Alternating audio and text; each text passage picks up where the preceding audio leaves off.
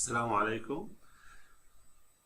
أنا الدكتور صباح عبد الرسول حمودي، تدريسي في كلية طب الاسنان جامعة الانبار. محاضرتنا اليوم موجهة إلى طلبة المرحلة الخامسة في مادة جراحة الفم.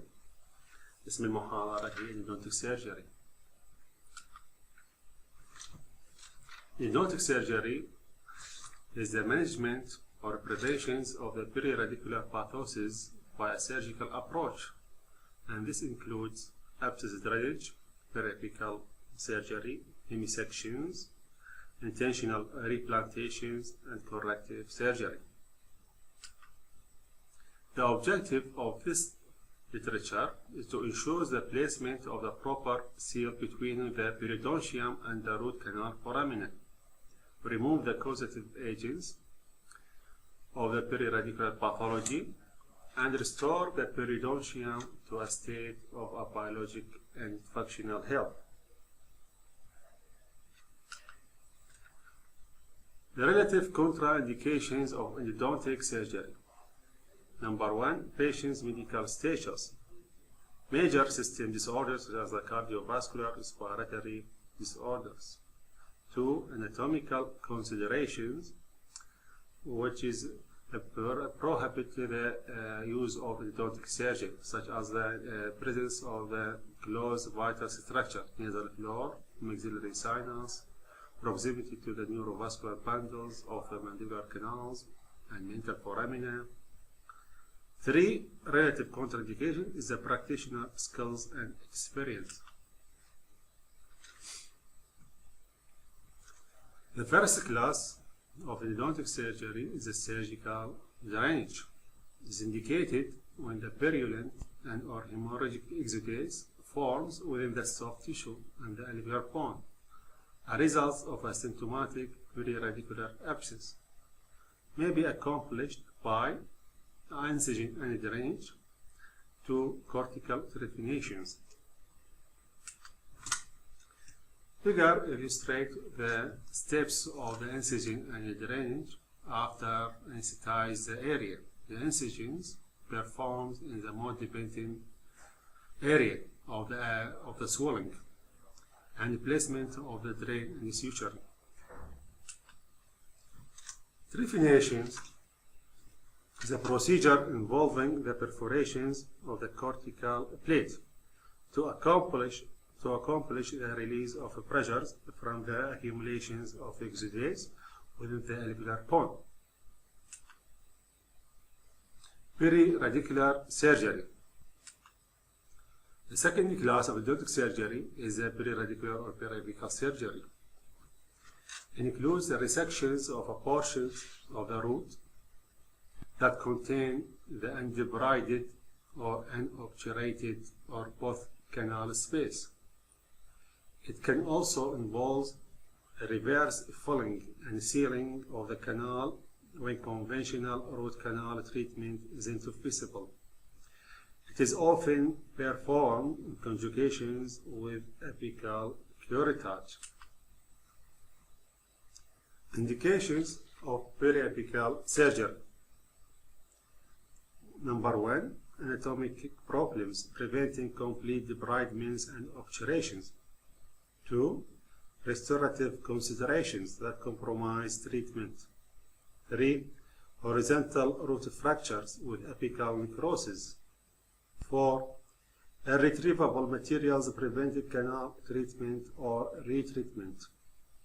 5, procedural errors during treatment. And lastly, large periapical lesions that don't resolve with root canal treatment. Treatment planning for periradicular surgery. Number 1, the steps of the periradicular surgery involve the pre-surgical patient's management, need for profound local anesthesia and hemostasis, management of the soft tissue, management of the hard tissue, surgical access, both visual and operative, access to root structures, periradicular curettage, root end resection, root end preparations, root end restorations, soft tissue reposition and suturing, and lastly post-surgical care. Management of the soft tissue, principles of flap designs. Making sure the base of the flap should be wider than the free end to ensure the profuse blood supply to the flap and avoid the necrosis, avoiding the incision over opponent effects, including the full extent of the lesion, avoiding sharp corners, avoiding incisions across opponent eminence, avoiding incision in mucogingival junctions, taking care during retraction. Incision should be made with firm, continuous, firm stroke perpendicular to the cortical bone plate.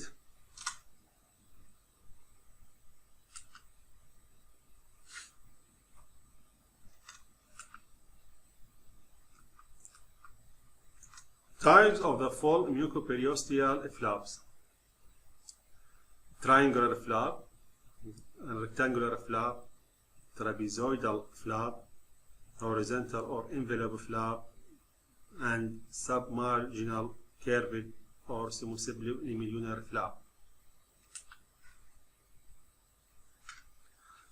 This figure showing the triangular flap. It consists of the two arms, horizontal and vertical arms, to expose the root apex.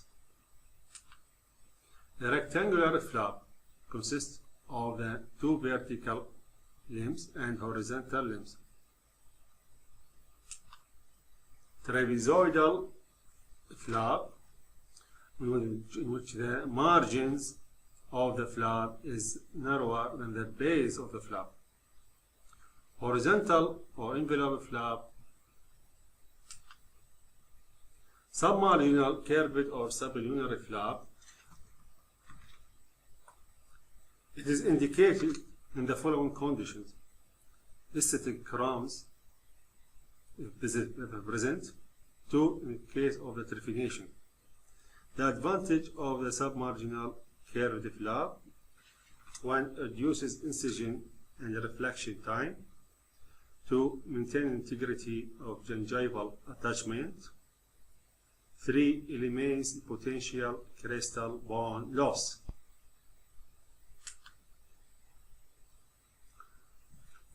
Submarginal scallop rectangular flap may be used in case of the periapical surgery. Flap reflection. Flap reflection is the process of separating the soft tissue, gingiva, mucosa, and periosteum from the surface of the alveolar bone. This process should begin in the vertical incision, a few millimeters apical to the junctions of the horizontal and vertical incision. It is performed by using periosteal elevator, example Haworth periosteal elevator. This figure showing the types of the periosteal elevator and the process of the flap reflection.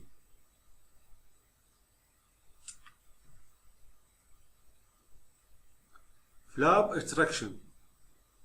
Flap extraction is a process of holding in position the reflected soft tissue, mucosa, and the periosteum. It is performed by using various types of retractors.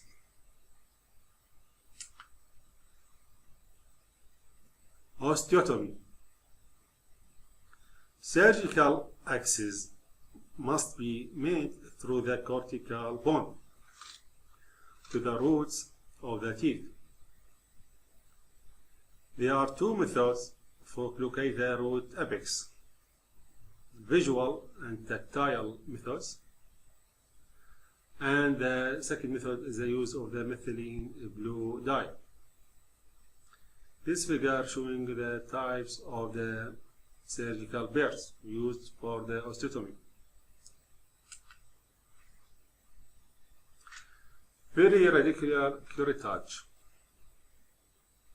The surgical procedure to remove a diseased or reactive tissue from a lamellar bone in a periradicular area or lateral regions surrounding the pulpous tooth. Periradicular curettage is performed by using surgical curettage and surgical burrs and straight hand piece to ensure the removal of the pathological tissue.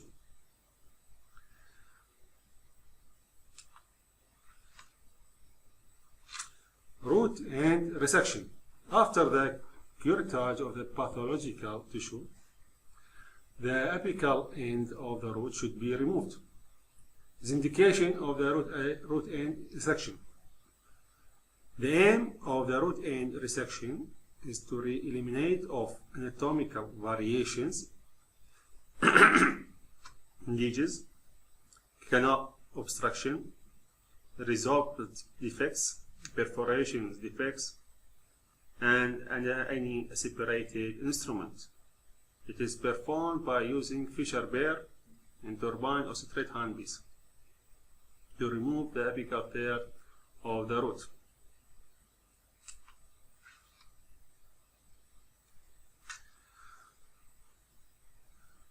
Extent of apical resection.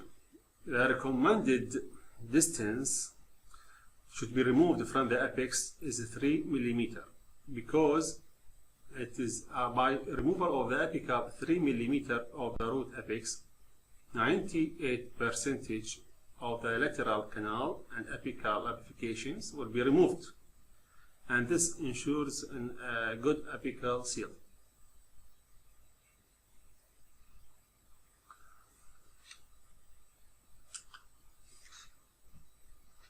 Bubble angle. Historically, it is the 30 to 45 degree, the angle of the cuts of the root apex, to gain visual and operating access to the root tip for resections, placement of the retrofilling materials, and inspection. Recently, it is recommended that the bubble of the cut should be between angle 90 to 10 degree bubbles, because this methods, the advantage of this methods, it is exposed fewer dentinal tubules, thus preventing excess leakage and contamination.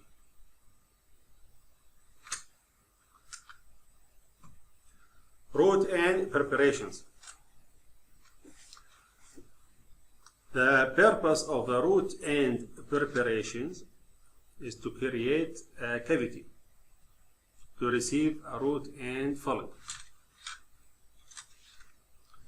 The objective of the root end preparation must be placed parallel to the long axis of the root.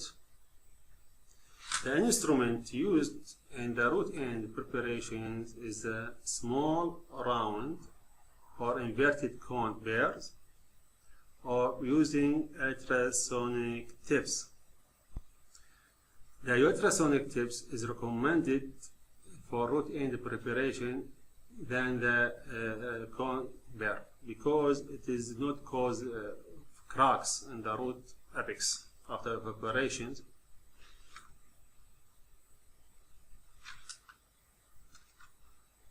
Traditional root end cavity preparation techniques. Miniatures contra angle or straight hand piece, small round or inverted cone burr can be used to perform the box for the placement of a retrograde filling. Class 1 cavity preparations along the long axis of the root within the confines of the root canals. The class 1 cavity should have a depth of 2 to 3 millimeter, being the most commonly advocated. The disadvantage of the traditional root end cavity preparation technique: apical perforations may occur due to the difficulty in aligning the pair. The cavity must be retentive for the retrograde filling and should be prepared as in class 1 filling.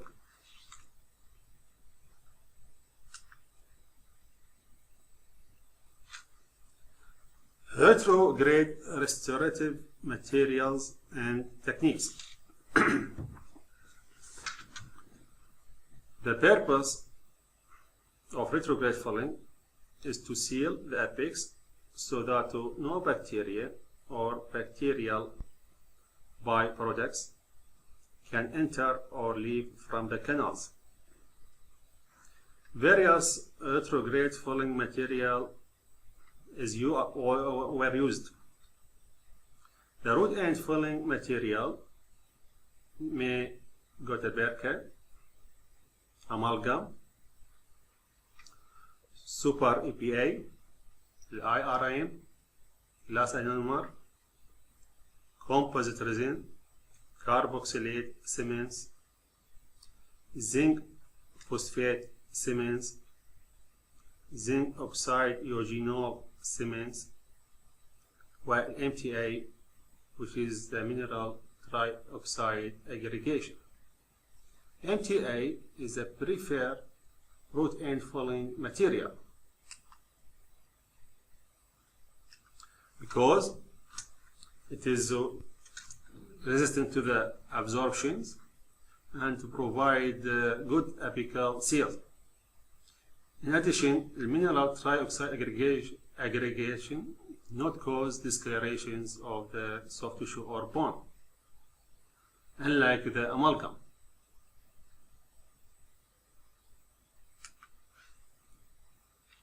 Soft tissue reposition and compressions. The elevated mucoperiosteum gently replaced to its original positions with the incision lines approximated as closely as possible and sutured by using silk-free zero. Tissue compressions by using a surgical gauze moistened with a sterile salines. Gently apply firm pressure to the flap tissue for 2 to 3 minutes and 5 minutes palatal tissue before suturing. The aim of the tissue compressions is to ensure the hemostasis before the suturing.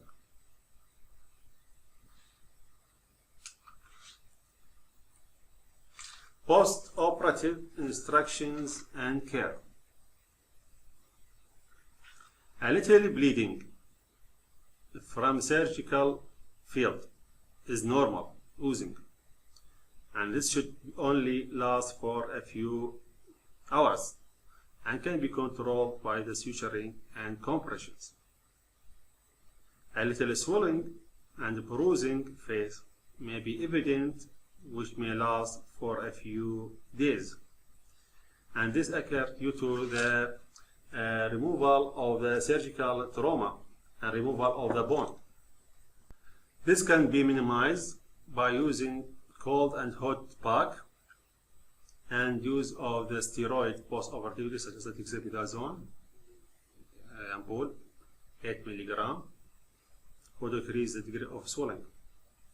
3. Don't drink alcohols or use tobacco, smoke or chewing for the next 3 days. The smoking is a risk factor for development of infection and the dry socket. Have a good soft diet and drink a lot of liquids to ensure the hydrations and compensate for any blood loss for the first few days after surgery. Place an ice pack cold on the face where the surgery was done. Leave it on for 20 minutes and take it off for 20 minutes. Continue this procedure for 6 to 8 hours.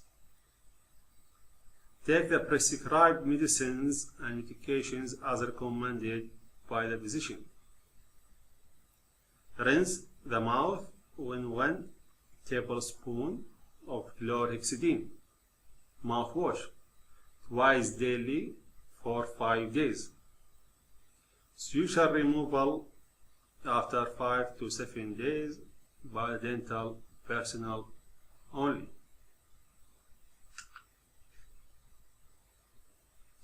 Third class of the endodontic surgery is the corrective surgery. Corrective surgery is categorized as surgery involving the corrections of defects in the body of the roots other than the apex. This is a procedure called corrective surgery.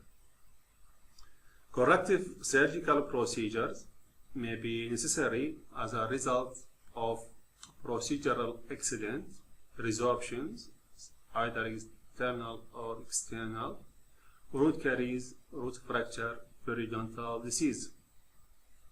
Corrective surgery may involve root resection, hemisection, intentional replantation.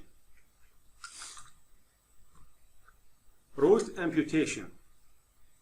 Root amputation procedures are a logical way to eliminate a weak diseased root to allow the stronger roots to survive. When if retained together, they would collectively fail. This figure showing the stage of the root amputations of the deceased roots, leaving the normal healthy roots in the bone. Hemisection. Hemisection is defined as a separation of a multi-rooted tooth and the removal of a root and the associated portions of the clinical crown, as seen in these pictures. Bisection or bicuspidization. It refers to a division of a crown that leaves the two halves and the respective roots. Bisection should be considered in mandibular molars, in which the periodontal disease has invaded the bifurcations and repair of internal perforation has been unsuccessful. This figure showing the steps of bisection of the lower molar crest. The crown and the associated tooth, the mesial and distal root is separated. Each half is treated endodontically and covered by the metallic crown. After endodontic treatment of the roots. This bisection, as we discussed previously, is used when the periodontal health invade the bifurcations.